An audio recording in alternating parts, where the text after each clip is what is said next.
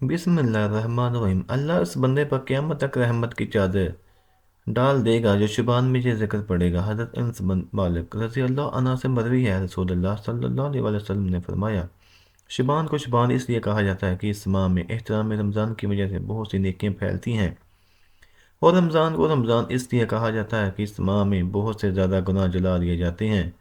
इस महीने में अल्लाह ताला की तरफ से बंदे को ये चार चीज़ें अता होती हैं।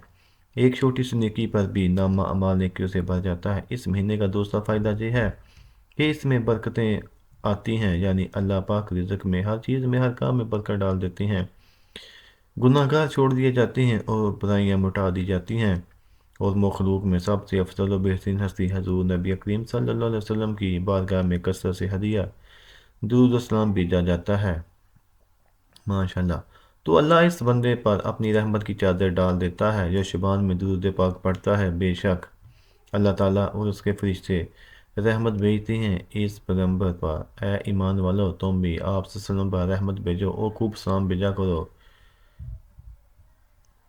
इस आयत की तफसीर में हज़रत इब्न कसीर रहमतुल्लाह अलैह फरमाते हैं कि इसमें अल्लाह जल्ला शाना ने अपने बंदों पर ज़ाहिर किया है कि उनके नज़दीक अपने प्यारे हबीब का क्या रुतबा है, क्या शान है, क्या मकाम है। क्या अल्लाह जल्ला शानो खुद और मलाइका आप पर दुरूद भेजते हैं, आपकी तारीफ बयान करते हैं, और फरिश्ते दुरूद पाक पढ़ने वालों के लिए मगफरत की और उसकी बख्शिश की और उसकी हाजात को पूरा करने के लिए अल्लाह के हजूर दुआएं मांगते हैं। तो ये महीना हमारे प्यारे नबी सल्लल्लाहु अलैहि वसल्लम का महीना है। इस महीने में आप सब पर दुरूद सलाम पढ़ना चाहिए ज़्यादा से ज़्यादा।